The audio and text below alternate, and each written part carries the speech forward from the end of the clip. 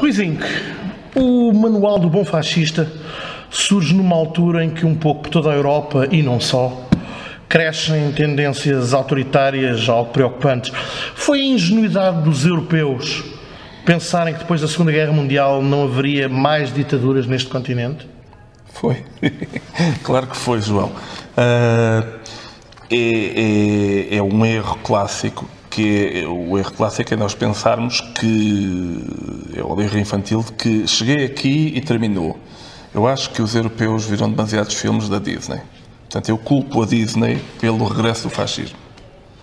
Acho que a relação é óbvia, que é, e viveram felizes para sempre. E de facto não há um fim. Por exemplo, quem casou sabe que não é no dia em que casam e vão para a cama ter a noite mais infeliz de sexo, porque estão os dois bêbados e vai correr mal de certeza.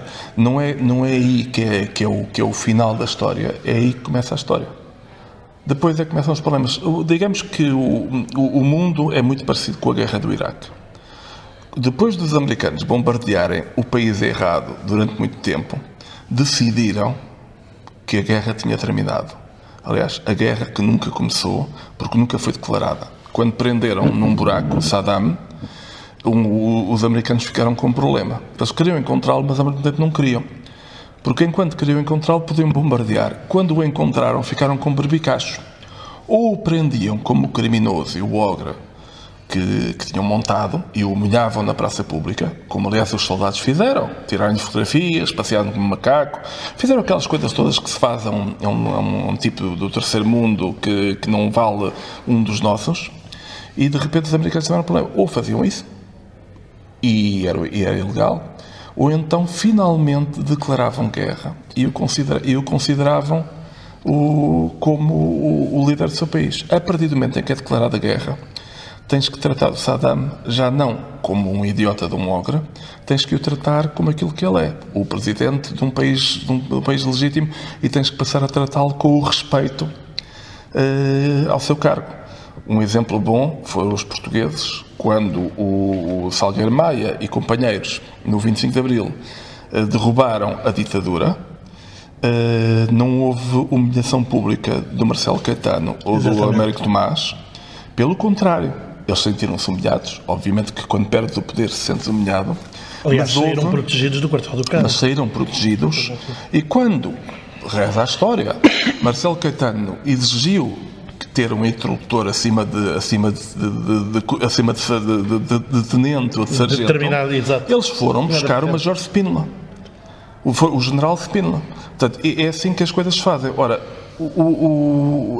não é a dizer que a vida se repete, ou seja, não é verdade que a vida se repita, mas também não é verdade que a vida não se repita. Digamos que a vida se repete em espiral. Não é um círculo vicioso, mas vamos sempre passando próximo do mesmo bairro, só que nunca da mesma maneira. Este título, que obviamente nos pode induzir em erro, quando encetamos a leitura do livro e começamos a compreender, penso eu, a direção para que ele nos transporta, começamos a ponderar que a intolerância, no seu sentido mais lato, acaba por ser uma condicionante humana e que, no fundo, todos nós temos algum tipo de pessoa com quem somos menos tolerantes.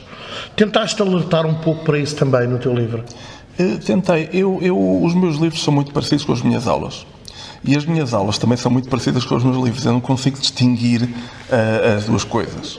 E é uma chatice às vezes na vida conjugal, porque estou em casa, estou a ter relações íntimas com a minha mulher e essa autora disse, para de me dizer como é que se faz amor. Mas, tirando isso, numa aula eu tento, ao mesmo tempo, tento ser divertido, e depois, quando consegui apanhar o auditório pelo riso, digo um par de coisas sérias, e depois, quando sinto que o estou a perder, volto a dizer uma coisa engraçada. E, como tu sabes, porque já me conheces há algum tempo, eu não sei se sou um moralista, como o Vilhena a certa altura intitulou a sua revista, O Moralista, mas sou, como quase todas as pessoas que têm algum sentido de humor, uma pessoa moral. E a verdade é que eu tento sempre ajudar. Quer dizer, os meus livros não são de autoajuda porque não me fazem rico, não me autoajudam a mim, mas são de facto são livros um bocadinho virados para que a pessoa, para que o leitor não aponte o dedo a outros, não troce de outros, mas perceba a certa altura que ele próprio está implicado. E neste caso é muito fácil ir gritar o fascismo e a demonização dos chamados fascistas, que para mim parece-me precisamente o princípio do horror. O princípio do horror é quando nós representamos o outro como algo que não é humano. E nós vimos isso no início da Segunda Guerra Mundial, vimos isso quando se pintava os outros, os japoneses, como porquinhos, quando os alemães pintavam os judeus como abutres e sanguessugas, e toda a linguagem do parasitas, que o Kafka agarrou muito bem na Metamorfose, os insetos. E que mais tarde o mal os veio a recuperar na banda desenhada. Sim, sim. E isso tudo nós sabemos hoje que foi feito pelo Hitler, mas também é feito muitas vezes pelas pessoas bem pensantes. Que é quando de repente as pessoas demonizam completamente, quando há uma pessoa que diz eu sou de esquerda, logo sou bom, é o mesmo que estar a dizer eu sou ariano, logo sou bom. Quer dizer, e isso é terrível. E mais, as pessoas que elegem um Bolsonaro, ou um Trump, ou um Hitler, ou uma figura qualquer sinistra, ou que em Espanha votam no Vox, também ou que em Itália quase, não só são pessoas, como algumas dessas pessoas eram da esquerda. E algumas dessas pessoas, a maior parte dessas pessoas não se metiam em política, mas meteram-se. E muitas dessas pessoas, e todas essas pessoas achavam que eram boas. Porque toda a gente se acha que é boa. Até o maluco que entra por uma sinagoga adentro e mata 11 pessoas, ou entra por uma mesquita adentro e mata 20 pessoas, ou entra por uma igreja adentro e mata também dezenas de pessoas, este tipo de maluco, com religiões distintas, está a fazer o mesmo. Ele não acha que está a fazer o mal. Ele acha que está a fazer o bem, salvando o mundo, ou salvando-se a si de quem está a fazer mal. Isto é muito parecido. Onde é que tu vês isto? Na violência doméstica. Geralmente, quando o marido português, uma das epidemias portuguesas, o marido português mata a mulher, geralmente a razão que ele tem na cabeça dele é que ela estava a matá-lo. E então ele não está a agredir a outra pessoa, ele está a defendê-la. Portanto, quando uma pessoa chega a este ponto, seja com o cônjuge, que é desumanizá-lo ao ponto de ter que o exterminar para não ser exterminado, ou aquilo que, se tu fosses falar com um nazi nos anos 40, ou depois da guerra, e dissesse, confessa lá, vocês mataram tanta gente porquê? Ele dizia, foi autodefesa. Eles estavam sugando o nosso sangue. E, portanto, é chato, João, tu matares um humano. Tu és uma pessoa, boa pessoa, portanto, os dois estamos de acordo que é chato matar um humano. Mas João, matar uma sanguessuga, matar um mosquito, matar um inseto reles, matar uma aranha, matar uma cobra, uma serpente que nos quer seduzir, que quer destruir os nossos filhos. Os teus filhos, João, estão a ser pisados por essa gente que está tentando destruir a nossa identidade, está tentando destruir a tua vida. O que é que tu és capaz de fazer para salvar os teus filhos? É muito fácil. Agora podemos ficar aqui uma hora. Claro, muitas vezes depende do embrulho. Exatamente. Usaste aí uma expressão, algumas dessas pessoas não se metiam em política e a dada altura lemos no Manual do Bom Fascista, o bom fascista não quer cá nada com ideologias. E eu lembrei-me, por um lado, de uma frase que se ouvia muito por Portugal, a minha política é o trabalho, é o trabalhinho, eu cá não me meto em políticas, e por outro lado, de alguns políticos recentes, nomeadamente o Trump e o Bolsonaro, que ascenderam fugindo ao debate. Têm circunstâncias diferentes, mas não indo a jogo na discussão pública. De que maneira é que estas coisas de alguma forma estão relacionadas? O bom fascista não quer cá nada com ideologias. Quer dizer, tem a ver com aquilo que tu achas e que as pessoas acham que são as ideologias. E as ideologias é como o mau feitio, são sempre os outros que têm, ou o mau gosto. É um bocadinho como aquelas pessoas que vão viajar e a primeira coisa que dizem, o café aqui não presta, aqui não tem a nossa comida, que é sempre o pôr-se num centro neutro, Aliás, há hipócritas e há demagogos de esquerda ou de direita. Mas, historicamente, os de direita têm sido mais perigosos, pelo menos neste lado do muro. Dos países de leste e da União Soviética, podemos falar, mas não, aí é outra questão. Mas aqui, deste lado do muro, geralmente a demagogia mais perigosa tem sido de direita, porque tem um discurso de ódio. E o que acontece aqui é muito isto, há um centro neutro onde nós nos pomos, como num divórcio. Eu sou doutor juiz, eu era um santinho, ele é que fazia coisas horríveis. E esse centro ele é que se mete em política, eu não me meto em política. E isto, muitas vezes, há aqui o aldrabice, quando as pessoas sabem o que fazem, são aldrabice, quando não sabem o que fazem é ignorância. Mas que é aquilo que nós ouvimos muitas vezes, que é, eu não me meto em política, mas por mim é tudo preso. Ora, mandar prender pessoas é um ato de alta política. É uma posição política, exatamente. Isto lembra-me muito, como tu sabes, eu fiz há muitos anos um trabalho sobre o José Vilhena, e o José Vilhena foi o autor mais censurado antes do 25 de Abril. E o engraçado é que os livros dele, muitas vezes, eram apreendidos pela PIDE e pela polícia, e depois os agentes tinham que justificar um bocadinho porque é que apreendiam. Então, muitos dos livros eram apreendidos por uma razão que qualquer pessoa nota, com um bocadinho mais de informação, nota que era a razão errada. Por exemplo, um dos livros, que era A Cama, era um livro brejeiro, apreenderam-no por ter imagens pornográficas.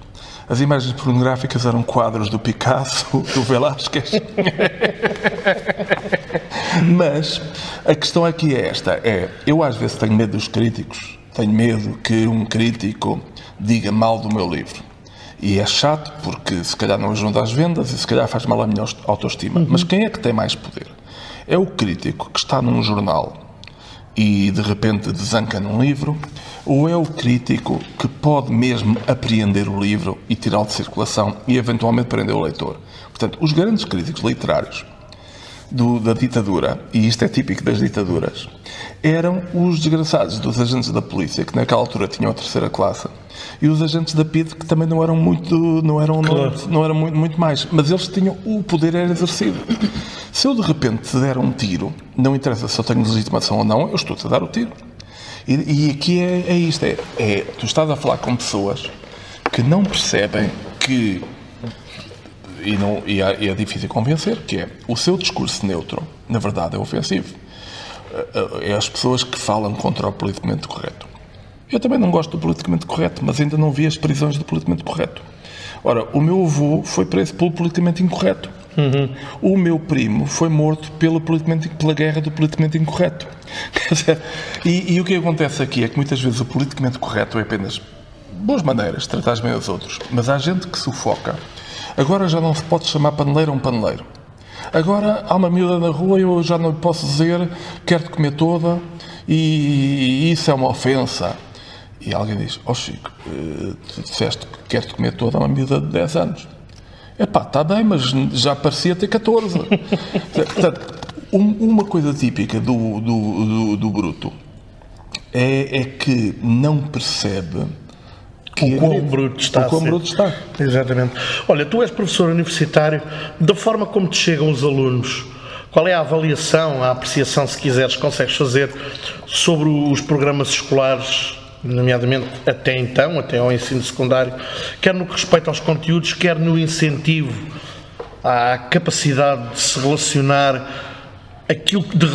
aliás, aquilo que já sabem com aquilo que vão descobrindo, visto que depois será então, teoricamente, no meio universitário, que eles irão exercitar então essa articulação, não é? Entre o conhecimento de base, por isso é que se chama ensino obrigatório, não é? Sim. Aquilo será a base em que todos levam pelo menos isto, é a bagagem mínima, digamos assim, para a viagem.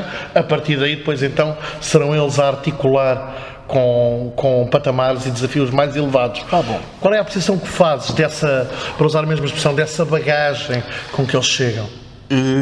Nós há bocado falámos, tu garantes-me que ninguém está a ouvir isto que nós estamos a dizer. De modo algum. Aliás, o país está abandonado, está desertificado, como nós sabemos. Então, portanto, não há qualquer perigo. É porque se queres que eu seja sincero, tens que me garantir que não há, neste momento, muita gente a ouvir-nos e, sobretudo, não professores. Arriscar-me a dizer que está certo. Então, o que acontece aqui são vários fatores, ou seja, olhamos para a educação como para o Serviço Nacional de Saúde. Não está bom, está doente, mas é melhor do que nada. Isto é, por exemplo, eu defendo o Serviço Nacional de Saúde, embora acredite que muita gente fica horas à espera, desnecessariamente, e todas as coisas que nós sabemos. Mas é para defender. Portanto, o sistema de educação... Porque senão é deitar fora o bebê com a água do banho. O sistema de educação que nós temos desde há 45 anos, agora a fazer 46, esse sistema de educação tem muito valor. Agora, os defeitos são terríveis. O Humberto Eco, antes de mim, e o Sacana tem a tendência para dizer coisas interessantes antes de mim, ainda bem que está morto. Porque assim dá-me alguma chance de dizer dá-me chance de dizer algum dia alguma coisa original. Mas o Humberto Eco estudou, e acho que foi nos anos 60 ainda, em Portugal não se lia, mas ele estudou. Ele tem um livro fundamental que é o Apocalípticos e Integrados, em que ele põe de um lado, para as pessoas cultas que nos estão a ouvir, o Jorge Steiner depois disse isso de outra maneira, mas o Humberto Eco é muito pedagogo e diz: os apocalípticos são aqueles que dizem que com a massificação da cultura e da educação fica tudo pior. Acabou a cultura, porque o que era bom era quando era elite. Antigamente é que havia grandes professores no liceu. Eu fui aluno do Virgínio Ferreira. Eu fui aluno do Mário Dionísio. Eu andei no Pedro Nunes. Por acaso andei e tive aulas com o António Gedeão. Eram gente brilhante, eram gente fantástica e tudo mais. Isto no liceu, eram incríveis. Ok, tudo bem. E os integrados estão na posição contrária. Os integrados dizem, é ótimo, porque antigamente grande parte da população não tinha acesso à cultura, nem à educação. E é bom que tenham, mesmo que baixemos o nível... é bom que as pessoas... É bom que pessoas cujos pais eram analfabetos já possam aprender. É bom que o filho de uma gasolineira já possa chegar a primeiro-ministro. É bom que o neto de uma analfabeta possa ganhar o Nobel. É bom que o rapaz do campo, como Azevedo Peixoto, se torne um dos autores mais traduzidos em Portugal e mais tatuados. Portanto, e eu devo dizer que, se quiseres dizer, mas Rui, tu és apocalíptico ou integrado? Eu sou mais integrado do que apocalíptico. Isto é, ideologicamente, politicamente e em termos de fé humana. Ou seja, é preferível baixar a fasquia e aumentar o alcance do que o inverso. Sim, acho sempre que sim. Tal como é preferível ter um Serviço Nacional de Saúde universal, acessível a todos, do que ter ótimos cuidados numa empresa privada só para alguns. Ou seja, a Manuela Ferreira Leite tem uma opinião diferente da minha, nesse caso. Ela um dia disse, quem quer saúde paga. Não vamos pagar hemodiálise a uma pessoa com 60 e tal anos que não tenha dinheiro porque é caro para o país. Qualquer pessoa percebe, quem quer saúde paga, reticências se puder. Claro, é isso que está. Portanto, é uma proposta de eutanásia só que para os pobres. Se vamos falar. E essa é obrigatória. Ora, o que acontece é que nós temos hoje no ensino, e este é um resultado, é que tivemos que formar professores muito rapidamente. Eu tive professores extraordinários no liceu. Porque eu comecei a estudar no liceu na ditadura. E no melhor liceu do país, onde aliás estudou o meu amigo do peito, o professor Marcelo. Que eu apenas não sou assessor dele em vez do Pedro Mexia porque não quis. Está a ver? Porque tenho... É aquelas coisas. Portanto, o Pedro não sabe, mas foi segunda escolha. Mas pronto. Mas o que acontece é que eu vi o que era um grande professor de liceu. Tive uma maravilhosa professora de latim chamada Isabel Madruga, mãe da atriz Teresa Madruga. Tive uma extraordinária professora Isabel Pascoal, Isabel Costa Marques, o professor Pequito, tipos incríveis, Helena da Mesquita, pessoas incríveis. Conheci pessoalmente intelectuais incríveis, pessoas generosas. Fui com 14 anos passar uma tarde à casa do José Gomes Ferreira com outros jovens, portanto tenho essas memórias incríveis. Agora, o que acontece é que tivemos que formar professores muito rapidamente. E hoje em dia, não só os alunos, na altura, entrou pela primeira vez no ensino público, no liceu, gente que nunca tinha ido até ao liceu. Aqui isto tem que ser em contexto. O PC que é um partido que eu gosto, mas que era extremamente pragmático e nisto era quase cínico. O PC tinha duas juventudes, em 1974 e 75. Era uma juventude para os rapazes que começavam a trabalhar, rapazes e raparigas que começavam a trabalhar aos 10 anos. E era outra juventude para os filhos de intelectuais que estudavam no liceu. E eu fiquei muito chocado quando descobri que os comunistas que eu conhecia era tudo gente fina. Era tudo gente, muitas vezes gente que nunca soube o que era alugar uma casa. E enquanto que os meus amigos de rua, muitos deles aos 10 anos estavam a trabalhar. Portanto, era normal. O meu avô aos 10 anos estava a trabalhar. E o que acontece aqui é que muitos desses jovens que fizeram de repente o liceu e que entraram, viraram professores. Portugal precisava de professores. Durante 30 anos havia a saída profissional de Línguas e Literaturas, era ir dar aulas. E o que acontece é que um curso de 4 anos não faz milagres. Sim, e a ausência de educação é autoestima muitas vezes. E, portanto, o que acontece é que no país temos muitos professores de português que não gostam de ler. É pena. Diz-me uma coisa ainda sobre o tema do ensino. Um dos aspectos que se aborda hoje, muitas vezes, é a chamada autonomia curricular. Mas, no entanto, ainda se vêem muito poucos exemplos efetivos e resultados de uma opção por conteúdos diferentes, ou pelo menos uma articulação diferente entre conteúdos das escolas. Achas que isso já deveria estar mais avançado? Achas que há alguma relutância por parte dos professores? Há incapacidade de seguir esse caminho? Há um atavismo que os agarra a fórmulas antigas? O que é que falta para esta autonomia curricular tão falada e tão pouco sentida começar a produzir alguns efeitos? Pois, vai-te chocar, mas é um assunto sobre o qual eu não penso muito. Posso pensar agora, mas não é uma área sobre a qual eu tenha... Porque tu não tens tempo para tudo. E, portanto, o facto de eu ser sabão, aqui encolha um pouco. Eu acho que há vários problemas. Eu acho que houve um crime, houve uma ministra da Educação que foi mesmo sinistra, foi a Maria de Luz Rodrigues. E que disse uma frase, às vezes disse uma frase que às vezes as palavras matam e ferem, e ela disse, não ganhou, perdeu os professores, mas ganhou o país. Quando de repente a Ministra da Educação se põe contra os professores, o caos está entornado. Não é culpa dela, mas a verdade é que tem havido vários equívocos. Um equívoco é a escola cada vez mais integrada e harmoniosa e com poder para os alunos, mas, e aqui a direita tem razão, não podemos desarmar completamente os professores. Isto é, para ter uma escola integrada, para começar é preciso que haja menos alunos na turma. Para começar é preciso que haja apoio aos alunos. E precisamente, acho que os alunos devem estar todos misturados, não deve haver apartheids, mas precisamente deve haver instrumentos. O professor deve sentir, primeiro o professor deve ser bem pago para ser feliz. Eu sou feliz quando sou bem pago.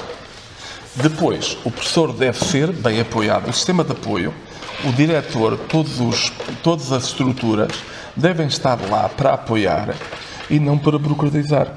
Ora, o que eu vejo a nível das escolas é uma burocratização cada vez maior que tira espaço ao professor para fazer a sua vida. As escolas têm dificuldade, muitas vezes os diretores estão colocados numa questão de gestão de danos, de não terem dinheiro para fazer nada, de lhes ser pedido um milagre, que é o que é pedido à cultura em Portugal. Como tu sabes, à educação é a mesma coisa, que é, pedem que nós tenhamos qualidade sueca a preço do Biafra.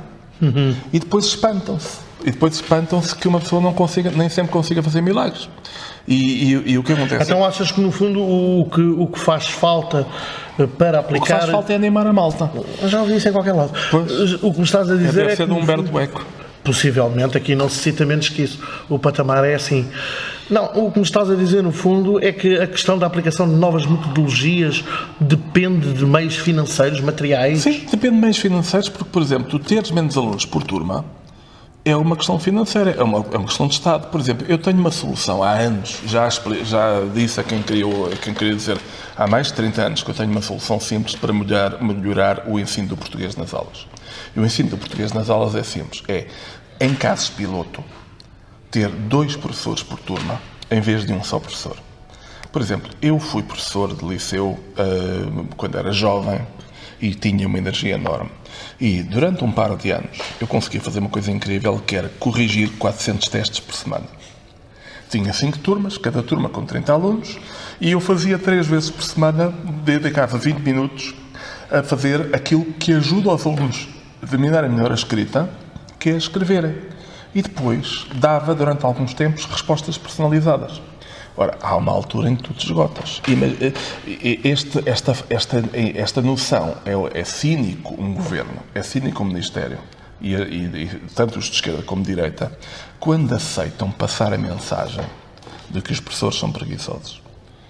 E isso quando passam a responsabilidade toda para aquela pessoa. Ora, o ensino do português, para poder fazer exercícios e dar-lhes respostas personalizadas, convém haver 2 professores por turma, quase um tandem. Um que dá esta aula e o outro que ajuda a corrigir. E é preciso que as pessoas tenham uma motivação a ver os resultados. E, por exemplo, ensinar os professores têm ao mesmo tempo o professor de português, que eu acho que é uma área-mãe, como o professor de matemática. O professor de português tem o professor de matemática tem de convencer os alunos que a matemática é boa e não é complicada, mas essa é a sua dificuldade. O professor de português tem de convencer os alunos de que a aula não é estúpida. E isso portanto, há um esforço extra. Eu, quando dei aulas no liceu, já há mais de 30 anos, reparei que eu corrigia a pontuação nos alunos, corrigia as vírgulas entre sujeito e predicado, mas o professor de História, a professora de Ciências Naturais já não corrigiam, até porque não sabiam. E, de repente, os alunos passavam a pensar que isso de escrever corretamente é uma mariquice minha. Mas eu até gostei muito... Ou como os jovens gostam de dizer, isso é muito subjetivo. Mas isto o que acontece é que, repara, eu sou um professor, quer dizer, como você sabe, eu não escrevi os meus livros sozinhos, eu tive a vantagem que nasci numa casa com livros. Portanto, quando eu cheguei à universidade, como aluno, eu tinha uma vantagem competitiva. Eu tinha lido sem esforço livros que as outras pessoas não tiveram acesso. Portanto, parti com quilómetros. O cálculo natural da origem, obviamente, mas muitos desses meus colegas depois foram professores. E o que acontece aí é que o ensino, o grande dilema que nós falamos, o amor à leitura. O amor à leitura implica, por exemplo, que quem transmite esse amor à leitura saiba disso. Nós somos muito católicos no ensino da língua. Eu explico-te o que é. O que é que tu tens no catolicismo? Tens pessoas que não praticam sexo, pelo menos oficialmente não, e não com adultos, a ensinarem os outros como fazer sexo e como fazer as posições do Kama Sutra.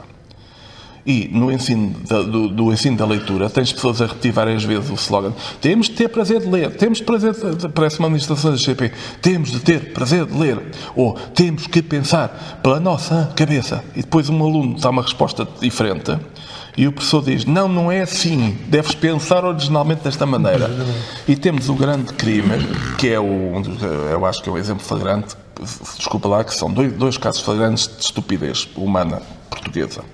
O primeiro é o caso do Carlos Reis, que criou um manual tão bom, uma leitura dos maias tão boa, que ainda por cima é um livro de 800 páginas, mais valia dar outro livro dos maias.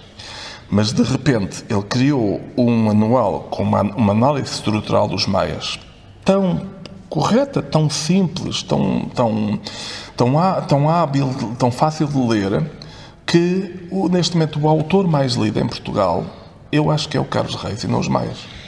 E isso é terrível. Há 30 anos que as pessoas, que o grande autor que os alunos leem é o livro do Carlos Reis e não os maias. O outro grande erro quando as pessoas que decidem mostram que são frouxas. Nós há bocado estávamos a falar em off the record desta coisa do Chico Buarque ganhar o Camões. E os dois estamos de acordo que o Chico Buarque devia ter ganho o Camões há 30 anos, porque é um baita escritor, é um grande escritor de canções. Mas diminui-me a mim, enquanto cidadão português e enquanto cidadão lusófono de países com língua portuguesa, diminui-me que nós tenhamos decidido homenagear o Chico 2 anos depois de os suecos terem lembrado de dar o prémio ao Bob Dylan. Portanto, faz de nós um bocadinho ir atrás. Olha, tu, a seguir a este já referido Manual do Bom Fascista, lançaste já um outro livro, O Avô Tem uma Borracha na Cabeça, um livro sobre a terceira idade e a demência que tantas vezes chega por esta altura da vida. Uma das lacunas que encontro visivelmente na nossa sociedade, na forma como está organizada, e muitas vezes tenho conversas em torno disso, é a falta de convívio entre gerações, quer a nível lúdico, a nível social no dia-a-dia, quer no âmbito profissional, ou seja, nas diversas profissões. Que consequências é que isso traz, na tua opinião, eu tenho a minha naturalmente, que consequências é que isso traz para a transmissão dos saberes e das memórias? A tua pergunta já tem a resposta dada, que é, estamos a cometer um crime, aliás, é típico da nossa sociedade, não só portuguesa, é típico da modernidade, desta modernidade em que estamos vivendo, desta sociedade líquida, para citar o Zygmunt Bauman, o que é, nós estamos a substituir uma coisa... A última poetisa que ele citou teve o texto censurado. Pois, é isso. Mas, que aliás é muito engraçado. Estamos a brincar por causa do episódio da Regina Guimarães. Mas já agora estou do lado da Regina Guimarães, já para ficar claro, porque a verdade é que o Paulo, que não está cá, e era um tipo muito engraçado e tudo mais, mas citou erradamente. E depois houve uma moça que veio citá-lo e disse, não, mas ele era muito criativo nos conceitos. Opa, quando uma pessoa pega num conceito alheio e o vira ao contrário, isso não é ser criativo, é despropositadamente desrespeitar quem pensou. Mas regressemos a esta questão da transmissão de saberes e das memórias. Mas a transmissão de saberes é muito isso, que é, nós temos um problema hoje em dia, que é um problema da modernidade, é um problema do século XX, se nós quisermos. Portanto, ou seja, este problema vem, podemos dizer, vamos pôr uma data, desde 1890, desde o caso de Dreyfus, que este problema vem, que é de repente, uma euforia em adaptarmos a novas modas, sem perceber as suas implicações e deitando fora o menino com a água do banho, deitando fora o velho, confundido aquilo que é velho e bom com aquilo que está velho e podre. E esse é um grande equívoco. Portanto, a humanidade chegou aqui com muitos defeitos, evoluímos e hoje já achamos que a escravatura parece mal. Portanto, já achamos isso. Evoluímos muito lentamente, já não queimamos bruxas, já não queimamos quem pensa de nós, já não fazemos isso, mas essa adesão à modernidade, da qual o telemóvel é símbolo, tem um problema que é, aquele objeto, aquela tecnologia, aquela inovação mágica não traz algo tão novo, e aquilo que deitámos fora era se calhar mais humano. Ora, o que havia, inclusive nas guerras até ao século XX, é que eram guerras humanas de proximidade. Muitas vezes, quando tu matavas um tipo, matavas com proximidade e matavas de olhos nos olhos. Vias olhos, exato. Neste momento, o país mais poderoso no mundo mata pessoas onde lhe apeteça. Podia estar a matar-nos neste momento, literalmente. Mas isso, eu estou a ouvir e estou-me a lembrar que logo talvez naquele que tenha sido o primeiro momento dessas novas guerras, e estou-me a lembrar concretamente da invasão do Kuwait. Sim. Foi isso que aconteceu. Nós passámos uma noite todos colados ao televisor. José Rodrigues dos Santos foi apanhado completamente de surpresa. Se bem se lembram, foi o teste de ferro a ele enquanto jornalista, e íamos vendo umas luzinhas que se acendiam e apagavam no ecrã, ao que nos explicavam que eram de facto os tiros e os bombardeamentos que estavam a acontecer naquele exato momento, matando XNW pessoas. Sim. E agora acompanha-me nesta pequena divagação de café, que é, no final do século XIX começou a grande industrialização e o século XX ia ser perfeito. O fascínio com a Torre Eiffel, o fascínio com as máquinas agrícolas, o fascínio com o automóvel. Depois as máquinas começaram a ficar sofisticadas. Depois, quando o futuro era otimista, veio a Primeira Guerra Mundial. que matou toda uma geração de jovens na Europa.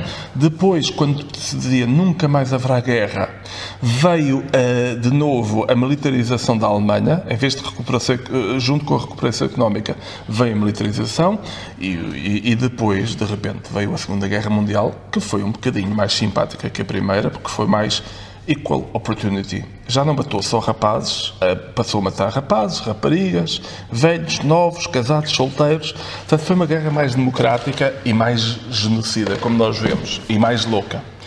E foi super tecnológica, que terminou com 2 bombas nucleares, a maior arma alguma vez inventada pelo ser humano. E quando se pensava que as coisas pouco a pouco iam melhorar, de repente não só melhoraram, mas depois houve invenções, houve a televisão, que era uma janela para o mundo, e a televisão acabou por fechar as pessoas ao mundo. As pessoas deixaram de falar para ficar fechadas em casa. Depois da televisão veio a internet, que nos põe a todos nós, a ti e a mim, ao alcance. Ou seja, eu tinha uma boa biblioteca em casa, a do meu avô, do meu tio, mas agora tu tens, neste momento, no telemóvel que tens à tua frente, tens acesso a uma biblioteca do universo todo. Tu podes, neste momento, ler bibliotecas inteiras. O número de livros e de conhecimento que tu tens acesso, com essa coisa incrível que é a Wikipédia, com o YouTube, com tudo mais, é infinito. E o que é que tu estiveste a fazer há bocado? Eu sei, porque estávamos os dois lado a lado. Estávamos a fazer um canal porno. Portanto, o que é engraçado, onde é que nós chegamos, é que quando nós pensámos que 1945 ia ser a coisa mais horrível, veio a Guerra do Vietnã com o Napalm, veio a experiência comunista do Camboja, veio a União Soviética, que ia ser o Paris, afinal tinha os gulags. E quando nós pensávamos que isto acabava, que os soviéticos eram espertos, não iam ter o seu Vietnã, veio a guerra russa do Afeganistão. E quando nós pensávamos que os americanos não iam cair na estupidez dos russos, aqueles que eles armaram no Afeganistão viraram-se contra eles. E onde é que nós estamos agora no século XXI, em 2020? Estamos num futuro próximo de desumanização. Desumanização e demência são os 2 Ds para o futuro, na minha opinião. E isto chega a esta questão que é o perder a ligação, eu sei que me afastei muito, o perder a ligação com o saber ancestral, que era a relação quase à indígena americano, à nativo americano, que é um velho. Não é alguém que perdeu, um velho é alguém que tem... Um velho ditado africano que diz que quando morre um velho... Morre uma biblioteca. Exatamente, arde uma biblioteca. Não é? Que, aliás, devo dizer que não é um ditado africano, ou seja, é um ditado dito por um africano, mas se tu pensares bem, não é o ditado africano antigo, porque não passaria pela cabeça de ninguém antigamente dizer quando morre um velho em África é uma biblioteca que arde. Parece que foi dito por um africano, de um país qualquer africano, que trabalhava na ONU. E que explicou isso, explicou mesmo. Sabes quem eram os grandes defensores da cultura oral em Portugal e foram fundamentais? Bom, o Garrett, o Leite Faria, o Simões Müller, e já nos anos 60, 70, o Michel Giacometti e o Fernando Lopes Graça. Os grandes eruditos foram aqueles que perceberam o valor da transmissão oral. Falaste aí na modernidade, disseste que o telemóvel é símbolo, mas acabaste por aflorar, obviamente, um outro símbolo quando referiste a internet. E falando de internet hoje, vamos parar rapidamente às redes sociais e ao Facebook. Tu és um frequentador assíduo do Facebook e, portanto, é um meio, um meio, exato, um médium do qual tu tens uma noção, tens de ter obrigatoriamente, porque tu próprio o utilizas. Achas que na internet as pessoas se esquecem demasiado depressa da exposição em questão quando escrevem, quando se expõem ali, assumem uma persona que não conseguem assumir na vida real, ou simplesmente, ao invés, abandonam os filtros, sejam eles morais, éticos, cidadania, respeito ao próximo, whatever? Achas que é por uma questão de ingenuidade ou de incapacidade de o fazer noutro registro da vida, ou por ignorância e desconhecimento? Ok, vou-te responder começo com uma piada, que é, e deve ser uma piada verdadeira, ou seja, uma anedota, mas o episódio deve ter acontecido com muita gente. Um empresário do Norte comprou um telemóvel, e os primeiros telemóveis custavam 700 contos, 3.500 euros, era uma fortuna. Hoje em dia compramos um telemóvel muito bom por 100 euros, mas naquele tempo um telemóvel muito bom custava quase 10 salários mínimos, era uma fortuna. E ele era um dos poucos que tinha um telemóvel, do tamanho de uma caixa de sapatos, e ele foi para um motel com a amante. E a certa altura ele está lá no motel com a amante e a certa altura toca o telefone e ele atende e é a mulher. E ele responde lívido: como é que soubeste que eu estava aqui no motel com a minha amante? Portanto, ele estava a usar um instrumento que não percebia que era sem fios. Ou seja, é pela primeira vez um telemóvel, um telefone, que não dizem que não está preso ao sítio onde ele está. Ora, eu vivi 30 e tal anos da minha vida com um telefone fixo. Sim. E há uma diferença enorme. Ora, nós usamos tecnologia que não entendemos muito bem. E a verdade é que nós aderimos muitas vezes muito bem a uma tecnologia. Por exemplo, os portugueses são excelentes. Somos péssimos inventores, mas somos fantásticos a aderir a uma tecnologia. Mas eu digo isto muito porque muitas vezes comenta-se, discute-se, debate-se. A forma, antigamente dizia-se, por exemplo, aquele gajo é um cavalheiro, mas quando pega no carro é uma besta. Sim. E hoje discute-se muito a postura de certas pessoas, entre aspas, nas redes sociais. A questão que eu gostava de ver abordar aqui é se essa postura, que muitas vezes é de facto diferenciada da postura em meios distintos, sim, sejam meios fixos ou não, é por uma questão de libertação, do aqui vale tudo, não me podem pegar, ou por não ter a noção do quão longe estão a ir por estarem naquele meio. No fundo, eu acho que, quer dizer, repara, é as duas coisas. É evidente que, por exemplo, quando o Tigre, por exemplo, eu lembro-me, tenho estas memórias muito fortes, por exemplo, a primeira escada rolante, que era no Marquês de Pombal, e muitas vezes as pessoas que chegavam a Lisboa ficavam ali aos gritos, assim, meio assustados, meio entusiasmados com a escada rolante. Portanto, era nos anos 70, a escada rolante era uma coisa misteriosa. Mas acontecia era que essas mesmas pessoas que olhavam para aquilo como boi para palácio, uns dias depois já se tinham habituado, e quando vinha cá um primo, troçavam do primo. Eu lembro uma vez de um alentejano na Baixa ir a um sítio onde era se comia umas Bratwurst. Eu às vezes ia lá, porque é uma cerveja, uma salsicha que eu gosto. E esse o alentejano disse: 80 escudos por uma salsicha. E o empregado, que era beirão, sorriu com ar superior e disse: ó meu amigo, mas isto é salsicha tipo alemã.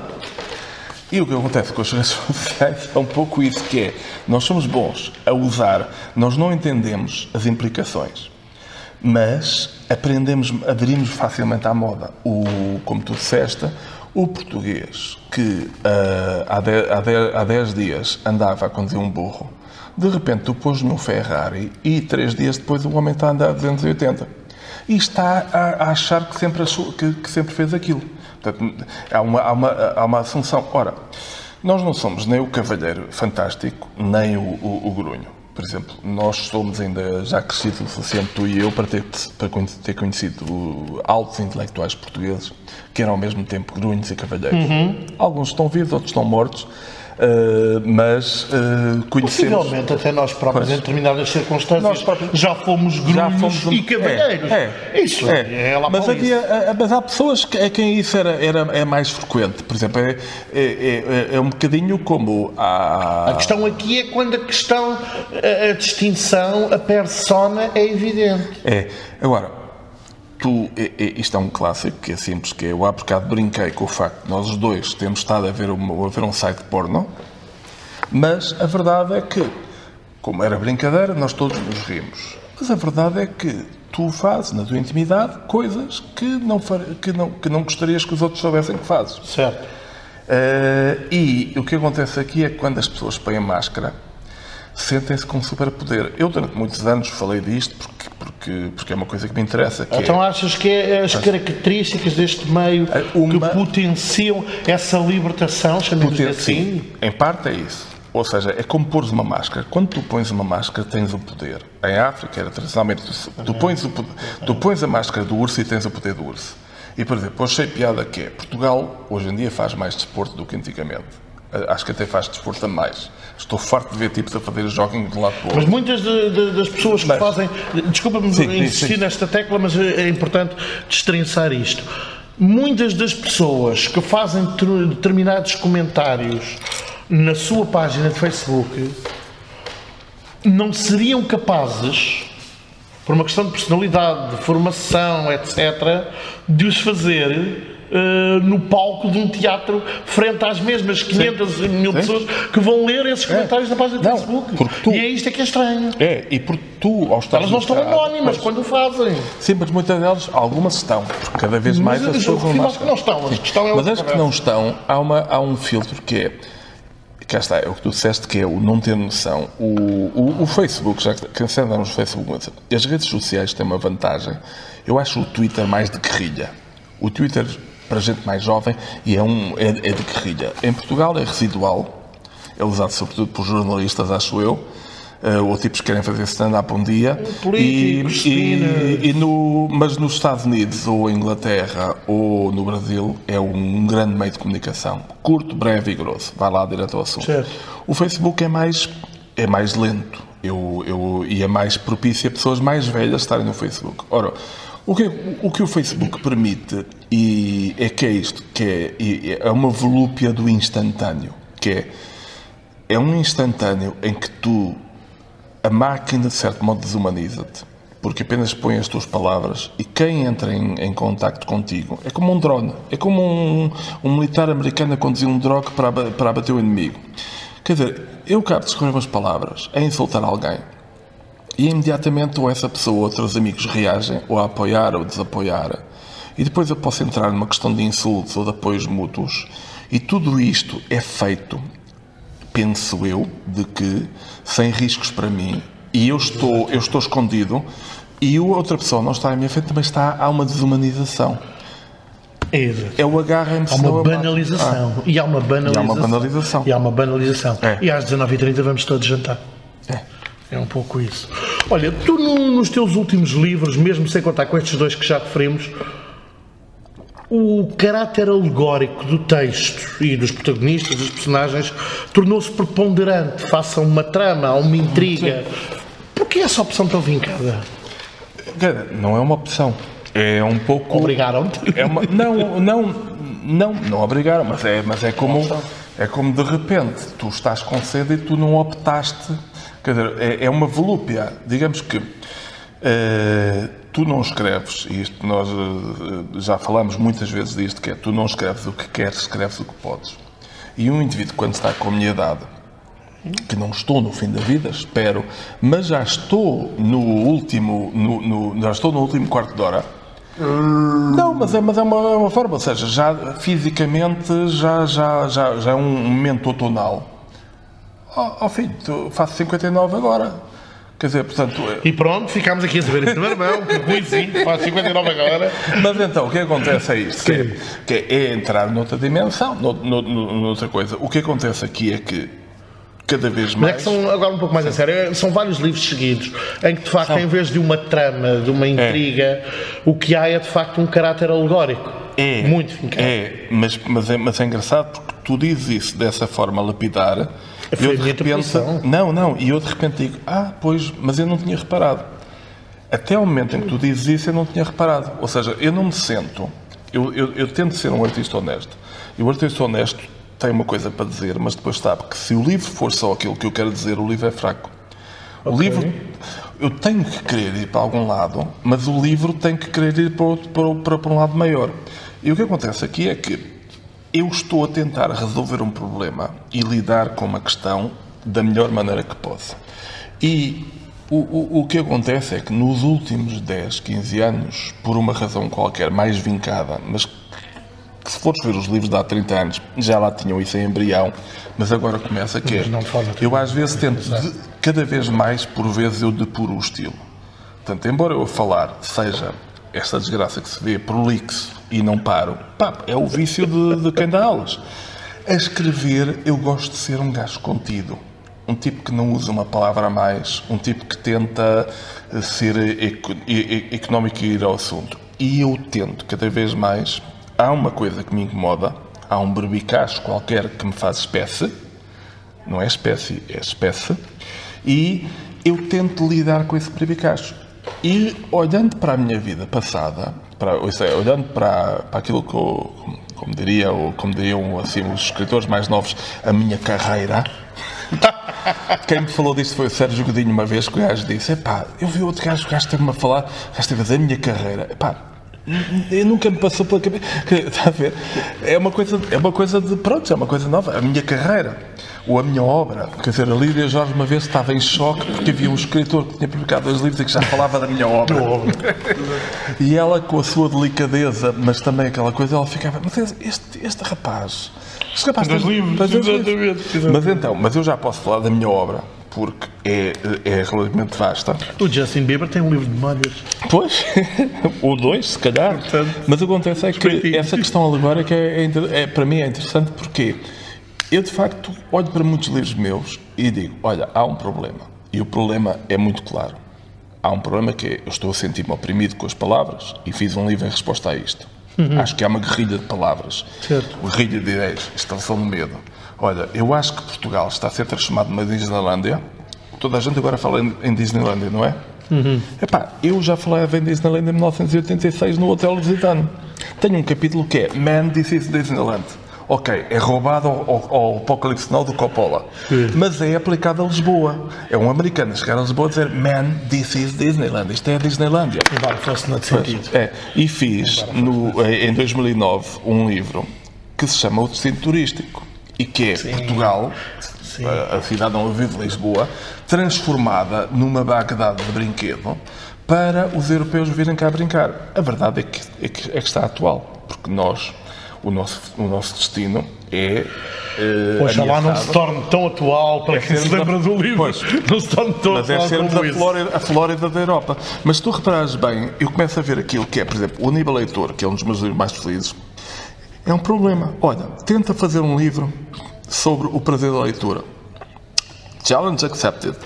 E o livro é sobre isso. Olha, tenta fazer um livro sobre a angústia. Eu fiz um livro sobre casamento, eu não reparei, o Apocalipse Now, que é de 96. É um livro autobiográfico. Eu estava a passar um mau pedaço do meu casamento naquele momento e pus ali todo o meu fel. Isso, por um lado, salva o meu casamento, não sei se foi bom ou mau, mas, por outro lado, isso resolvia aquele problema. E eu, cada vez mais, talvez por estar a escolher ao fim da vida, mesmo que te custe, eu vou desligando, tipo, olha, tenho um assunto a falar, resolvo. Tenho um assunto a falar, resolvo. E às vezes, para mim, é penoso quando alguém me vem dizer: olha, tu naquele livro de há 10 anos dizias isto, porque eu, entretanto, fechei a loja. E isso tem a ver, inclusive, com a minha atividade como académico. Que é, quando eu fiz o mestrado sobre Viena, toda a gente dizia: este gajo vai se tornar agora o especialista nacional e mundial de sátira em jornais e tudo mais. Não.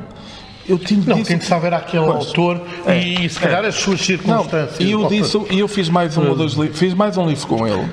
E depois esgotei o que tinha a dizer sobre o assunto, não tinha mais. Depois fiz a tese de doutoramento sobre a banda desenhada como variante literária, está na moda agora, mas foi já há 20 e tal anos, e disse o que tinha a dizer sobre esse assunto. E agora já não. E tal como há pessoas que me dizem: você será para mim sempre o homem da má língua, também há pessoas que me dizem: é tão a banda desenhada como vai. E há pessoas que me dizem: você, o Vilhena. Portanto, o que só prova que tens múltiplas portas de entrada que, mediante interesses variados. Não, mas é uma vida cheia. E repara, e se tu vires assim, é uma vida porreira, que é: tu fizeste isto, depois mudas de carruagem, é como uma viagem no Alfa. Mal de nós se não tivermos várias portas de entrada. Rui, 2 últimas perguntas. Estamos a gravar esta conversa nas correntes de escritas, sem dúvida alguma, o maior encontro de escritores em Portugal. O que é que achas que este tipo de eventos tem trazido? Por um lado, para a criação de novos leitores, por outro lado, para a satisfação dos que já existem. Ok, vou lá concretamente que é as correntes que eu uso, que é a mãe de todas as batalhas. Sem dúvida. É assim, quando tu estás a ler um livro, mesmo que sejas uma pessoa má, não estás a fazer maldades. Portanto, é melhor estás a ler um livro do que estás a bater em pessoas. E um festival nunca pode ser mau. Um festival literário é sempre bom. Agora, depois pode ser útil ou ser inútil, mas nunca é bom. E um festival literário, tal como dar aulas do liceu de português, tal como a educação, não é um investimento que dá lucro logo imediato.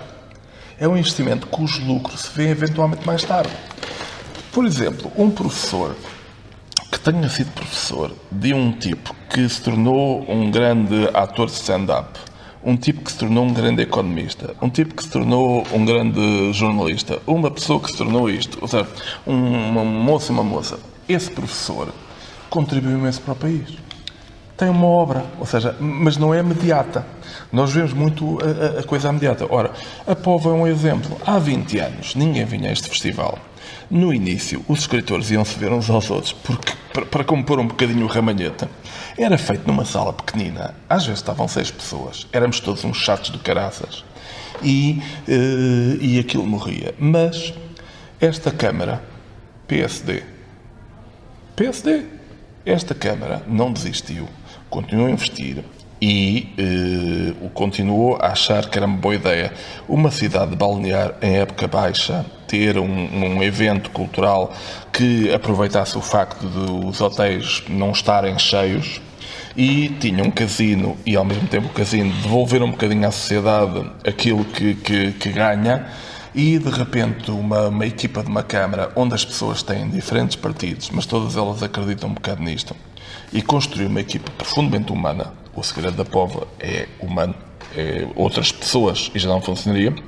É como aquelas pessoas que pensam que o Benfica, o Sporting ou o Porto têm que ganhar sempre porque têm a camisola do Porto. Não. Às vezes, quando os jogadores não são grande coisa, perdem. Portanto, as camisolas não ganham jogos. É uma belíssima ideia. E neste caso... É uma belíssima imagem. As estruturas são as mesmas coisas. A estrutura dos culturais precisam de pessoas. É uma belíssima imagem. Tu a teres esta conversa, ou outra pessoa, ou eu aqui, é outra coisa. Claro. E nós esquecemos sempre o que faz diferença são, de facto, as pessoas. O investimento aqui rendeu. Nós podemos ver que rendeu neste momento há 700 pessoas todos os dias. Há pessoas que já fazem férias para isto. Este é um dos pontos de venda de livros. Quem nunca tenha cá vindo e ouça esta conversa vai pensar assim, eles estão a exagerar. Não estamos. Não. A verdade é que não estamos. Rui, uma última pergunta mesmo para terminar esta conversa que já vai longa, apesar de agradável. Hoje estamos a gravar esta conversa no dia em que se soube da morte de Vasco Polido Valente, com quem trabalhaste mais do que uma vez. Com que imagem, melhor perguntando, com que imagem ficas de Vasco Polido Valente? Eu fico com uma imagem de uma grande alegria de o ler. Quer dizer, o Vasco era um chato de caraças. O Vasco era a pessoa mais implicativa e mais rabugenta que eu vi no seu tempo.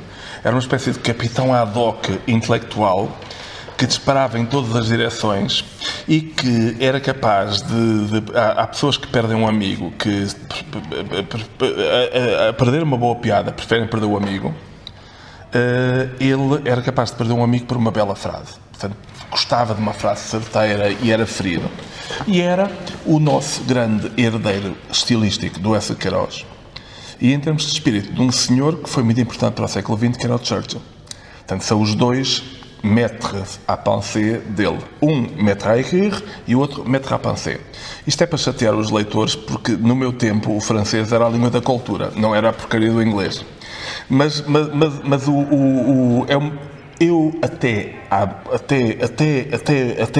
mesmo há pouco tempo, até sempre, eu sempre li o Vasco com um grande prazer.